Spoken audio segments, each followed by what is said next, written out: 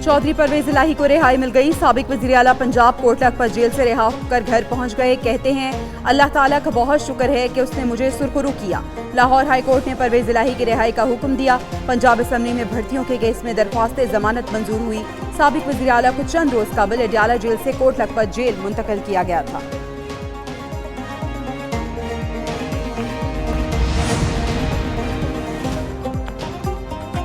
मुझे पकड़वाने में सबसे अहम किरदार मोहसिन नकवी का है। बानी पीटीआई के साथ हूं और इंशाअल्लाह रहूंगा। साबिक वज़ीर आला पंजाब चौधरी परवेज इलाही का बयान सामने आ गया। कहते हैं गुजरात में हमारा मैंडेट तक चुराया गया। शुजात साहब के बच्चों से उस वक्त तक कोई बात नहीं होगी जब तक हमारा मैंडेट वापस नहीं होगा। उन जजेस का मशकूर हूं जिन्होंने हक और सच का साथ दिया और मुझे रिहाई मिली। तहरीक इंसाफ के रहनुमा रऊफ हसन हमले में जख्मी हो गए। पीटीआई के मरकजी सेक्रेटरी इत्तलात रऊफ हसन पर इस्लामाबाद में निजी टीवी चैनल के दफ्तर के बाहर ख्वाजा सराओं के गिरोह ने हमला किया। रऊफ हसन के चेहरे पर ब्लेड से वार किए गए। हमलावरों ने तशद्दुद का निशाना भी बनाया। रऊफ हसन को मौके पर मौजूद अफराद ने ख्वाजा सराओं से छुड़ाया। हमलावर फरार हो गए। रऊफ हसन PF अस्पताल में तिब्बी इमदाद के बाद घर मुंतकिल।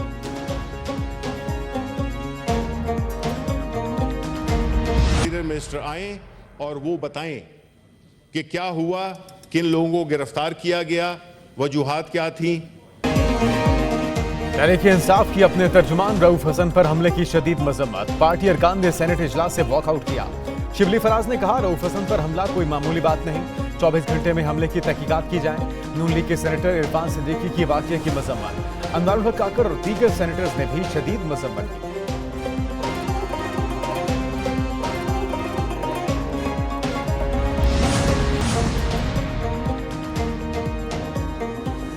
वज़ीर-ए-आज़म शहबाज शरीफ आज ईरान जाएंगे। ईरानी सदर इब्राहिम रईसी और उनके रुफ़का की नमाज जनाजा में शिरकत करेंगे। वज़ीर-ए-आज़म नमाज जनाजा में शिरकत के बाद ईरान से दुबई रवाना हो जाएंगे। दूसरी जानिब वफाकी काबीना इजलास में ईरानी सदर, वज़ीर ख़ारजा और साथियों के हादसे में शहादत पर ताज़ियती करारदाद मंजूर। वज़ीर-ए-आज़म ने कहा ईरानी सदर इब्राहिम रईसी का दौरा पाकिस्तान तारीख़ी था। दो तरफ़ा तिजारती हजम 10 अरब रुपए तक ले जाने पर इत्तेफाक हुआ।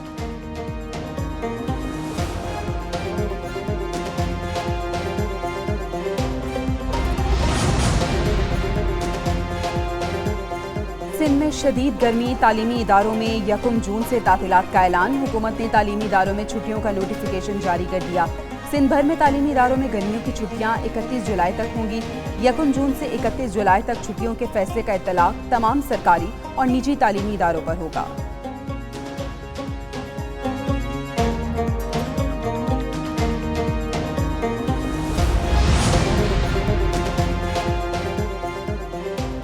बिजली कंपनियां अवाम पर मिसाइल गिरा रही हैं। सिंध असम्बली में सीनियर वजीर शर्जील मेमन का इजहार ख्याल। कहा बिजली का बिल भेजना और उसे चेक करना इलेक्ट्रिक कंपनियों की जिम्मेदारी है। जब वापडा के चेयरमैन से मिले तब भी इस पर बात की। दही इलाकों में ट्रांसफार्मर्स ही नहीं कि इलेक्ट्रिक, सेप्को और हेस्को पाकिस्तान के नाअहल तरीन इदारे बन गए।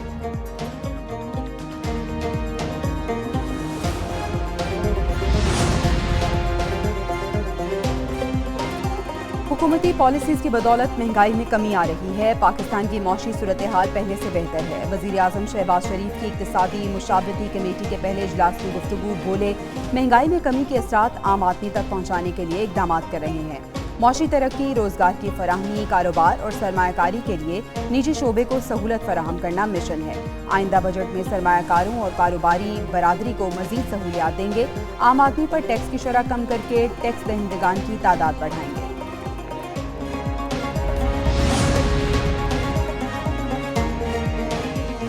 बानी पीटीआई के खिलाफ एरियान केस खारिज। बैरिस्टर गौहर खुश फैसला खुशाइन करार। दावा किया बानी पीटीआई 1 से 1.5 माह में रिहा हो जाएंगे।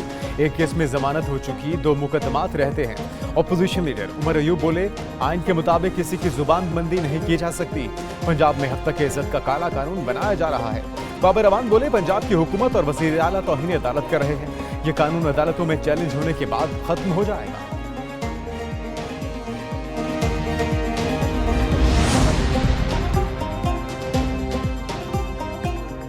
इस्लामाबाद हाई कोर्ट की लापता शायर अहमद फरहाद को जुमे तक बाजियाब कराने की मोहलत। दौरान समाज सेक्रेटरी दाखिला और IG इस्लामाबाद अदालत में पेश। अटॉर्नी जनरल ने सेक्रेटरी दिफा की जानिब से रिपोर्ट अदालत को जमा कराई। अटॉर्नी जनरल ने अहमद फरहाद को बाजियाब कराने की जिम्मेदारी ली। जस्टिस मोहसिन अख्तर कयानी ने कहा, अगर मुगवी बाजियाब ना हुआ तो ये रियासत की नाकामी होगी। ये बात यकीनी बनाएं, आइंदा इस्लामाबाद से कोई बंदा नहीं उठाया जाएगा।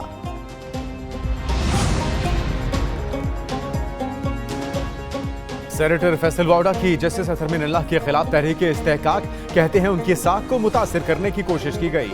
उनके साथ साथ ऐवान की साख भी मुतासिर की गई। मुल्क में कहीं भी कुछ हो तो उन्हें नोटिस मिल जाता है। वो अपनी प्रेस कॉन्फ्रेंस के एक एक लफ्ज पर कायम है। वो पूरी कौम और पार्लियामान को एक पेज पर ले आए।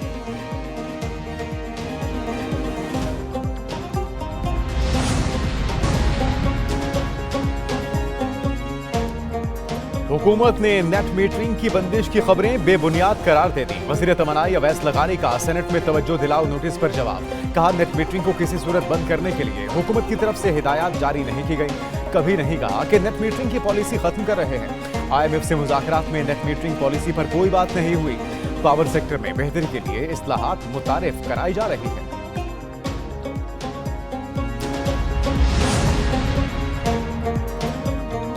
नॉन फाइलर्स की मोबाइल सिम्स ब्लॉक करने का सिलसिला जारी। 3400 से जायद सिम्स ब्लॉक की जा चुकी। FBR के मुताबिक लाखों नॉन फाइलर्स की सिम्स बतदरीज ब्लॉक की जाएंगी।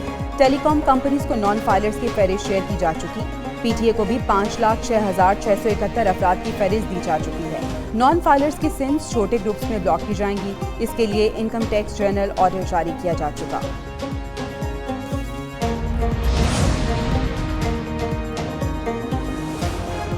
किर्गिस्तान से पाकिस्तानी तलबा की वापसी का सिलसिला जारी। मजीद 3 परवाजों से सैकड़ों तलबा लाहौर और इस्लामाबाद पहुंच गए।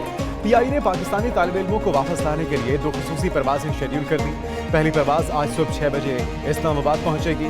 तर्जुमान ने कहा, हुकूमती हिदायत के तहत और जरूरत के मुताबिक मजीद परवाजें भी चलाई जाएंगी।